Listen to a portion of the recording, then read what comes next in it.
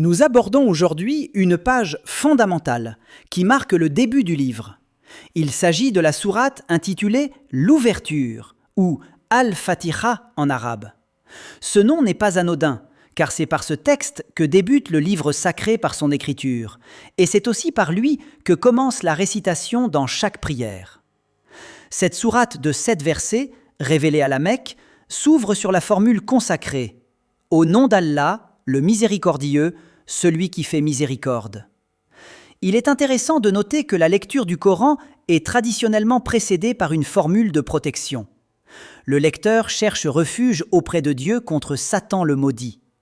Cette démarche vise à se prémunir contre tout ce qui pourrait nuire à la foi ou à la vie mondaine, mais aussi à purifier la bouche pour la préparer à réciter la parole divine.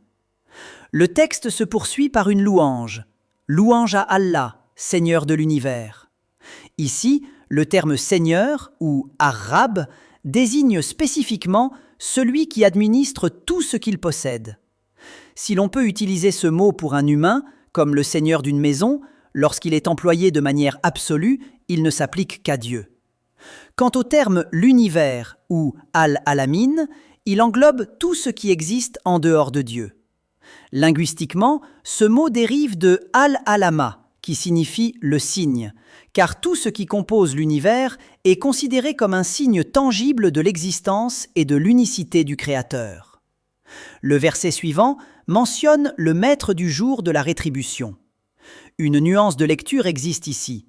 Si l'on lit « Malik », cela renvoie à la notion de propriété, tandis que la lecture « Malik » renvoie à la royauté. Dans les deux cas, cela affirme la souveraineté absolue lors du jugement dernier.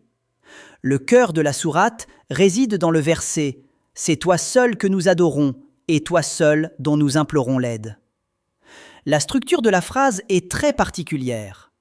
Le complément « toi » est placé avant le verbe pour marquer l'exclusivité. Cela signifie « nous n'adorons que toi ». Cette formulation est un désaveu total du polythéisme et marque une confiance absolue où le croyant reconnaît son dénuement de toute force propre pour s'en remettre entièrement à Dieu. Enfin, la sourate se conclut par une invocation pour être guidé sur la voie droite. Il est précisé qu'il s'agit de la voie de ceux comblés de bienfaits et non celle de ceux qui ont encouru la colère ou des égarés. Il y a ici une subtilité grammaticale remarquable.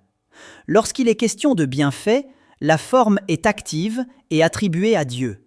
En revanche, pour la colère et l'égarement, la forme devient passive où le sujet est élidé, par respect, pour ne pas attribuer directement le mal à Dieu, bien que théologiquement, il soit le créateur de toutes choses.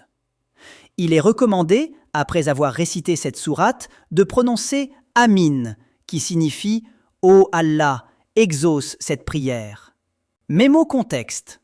Analyse détaillée de la première sourate du Coran, l'ouverture, Al-Fatiha, explorant la signification de ces versets et les nuances linguistiques et théologiques présentes dans les notes explicatives.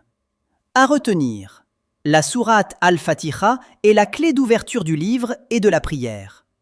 Le terme « univers » est présenté comme un signe, alam, de l'existence du Créateur. Une distinction grammaticale subtile attribue le bien à Dieu, tandis que la colère et l'égarement sont formulés passivement.